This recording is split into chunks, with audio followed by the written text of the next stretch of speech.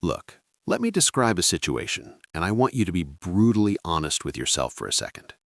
You're not broke. Your bills are paid, you've got some money in your account, but every single month feels like a reset button. You get paid, you feel rich for about 48 hours, and then somehow, without a dramatic mistake, you're right back to checking your balance before ordering food. And what's confusing is this. You're not irresponsible. You're not dumb with money. You don't even feel like you're overspending that much. Yet nothing seems to stick. If that sounds familiar, here's the uncomfortable truth. It's probably not your income. It's not inflation alone. And it's definitely not just bad luck.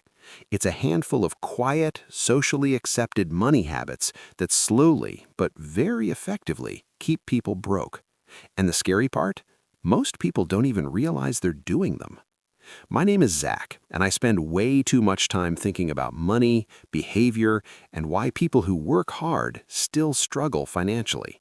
If you're someone who earns money but never seems to build real financial momentum, make sure to hit the subscribe button and give this video a thumbs up if this helps you out. All right, let's get into it, because I promise you at least 2 or 3 of these habits are going to hit a little too close to home. Here's the thing. Most people don't decide if they can afford something based on math. They decide based on how it feels in the moment. If the payment doesn't hurt, if it fits into the month, if their account doesn't hit zero, they assume they can afford it. But that's not how money actually works. Let's use a simple example. Say you buy a $40 meal twice a week. That doesn't feel crazy, right? But $80 a week is $4,160 a year. Now here's what most people don't realize. If that same $4,160 were invested annually at a modest 8%, over 30 years, that's roughly $470,000, $500,000, from food that didn't feel expensive. This is where psychology kicks in. Our brains are wired to evaluate pain short-term, not long-term. So if something doesn't create immediate discomfort, we treat it as harmless. But money doesn't work in moments, it works in patterns. Stop asking, "Can I afford this?" Start asking, "What does this cost me over time?" Now, you might be thinking, "Zach, what's the point of working hard if I can't enjoy my money?" And you're not wrong, but here's the trap. Most people don't upgrade their lifestyle strategically, they do it emotionally. Promotion? New car. Stressful month? Online shopping. Feeling behind in life? Nicer apartment. According to a 2023 study from the Federal Reserve, nearly 60% of Americans cannot cover a $1,000 emergency without debt, yet luxury and convenience spending is at an all-time high. Why? Because lifestyle upgrades feel like progress. Here's an analogy. Imagine climbing a mountain, but every time you gain elevation, the mountain quietly grows taller. That's lifestyle inflation. Your income increases, but so does your normal, and suddenly you're making more money than ever, yet somehow living paycheck to paycheck. Before any lifestyle upgrade, wait 30 days. If you still want it after the emotional high fades, and you can pay for it without monthly payments, then consider it. This one is one of the biggest ones. Most people think they're bad with money because they lack discipline. That's not true. They lack systems.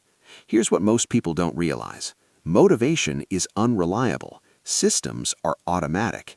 A study published in the Journal of Behavioral Finance showed that people who automate savings save up to 3 times more than those who rely on manual decisions, even when income is identical. Why? Because willpower is a limited resource. If saving money requires you to constantly decide to do the right thing, you're eventually going to lose. Automate savings, automate investing, automate bill payments. Make progress the default, not the exception. Look, debt is so normalized now that most people don't even question it. Car payment, phone payment, subscription payments, credit card balances. But here's the math people ignore. If you're carrying a $6,000 credit card balance at 22% interest, you're paying roughly $1,300 a year just to stand still. That's money you work for that goes nowhere. This is where it gets really interesting. Debt doesn't just cost money, it costs mental bandwidth. Studies show that financial stress reduces cognitive performance by the equivalent of 13 IQ points. So debt doesn't just drain your wallet, it drains your decision-making. Attack high-interest debt aggressively, not emotionally. List balances, list interest rates. Choose either avalanche or math, or snowball or psychology, but choose intentionally. This one sounds harmless, but it's deadly. Most people say, I'll save whatever's left at the end of the month. And shocker, there's never anything left. Here's the thing. Spending expands to fill whatever space you give it. That's called Parkinson's Law, and it applies perfectly to money. If you earn $4,000 a month and don't save first, your lifestyle will magically rise to $4,000. But if you save $500 immediately, your brain adjusts to living on $3,500. Flip the order. Save first, spend what remains. Even if it's small, start. Now this one messes with people's identity. We celebrate income, we brag about salaries, we compare paychecks, but income doesn't equal wealth. Net worth does. You can earn $150,000 a year and be broke. You can earn $60,000 a year and be financially free. The difference, what you keep and what you grow. Here's a stat that blew my mind. According to IRS data, over 40% of earning six figures still live paycheck to paycheck. Why? Because income without structure creates the illusion of safety. Track net worth quarterly. Assets minus liabilities. That number, not your salary, is your real scoreboard. This one is the quietest habit and the most dangerous. People don't avoid managing money because they don't care. They avoid it because it feels overwhelming. They say, I'll start when I earn more. I'll figure it out later. I'm just not good with money. But here's the truth. Clarity comes after action, not before. Confidence follows behavior, and the longer you wait, the harder it feels to start because the gap gets bigger.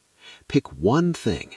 Track spending, open a savings account, automate investing, list bets. Just one. Momentum compounds. Look, I know some of this might feel uncomfortable, but here's the good news. None of these habits mean you're bad with money. They mean you're human.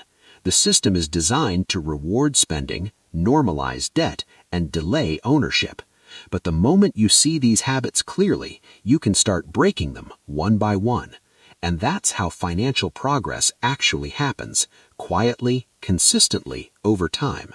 If this video helped you see your money differently, hit the like button. It genuinely helps the channel reach people who need this message. Subscribe if you want clear, honest conversations about money without the hype or shame. And remember, you don't need to be perfect with money. You just need to stop doing the things that quietly keep you stuck. I'll see you in the next one.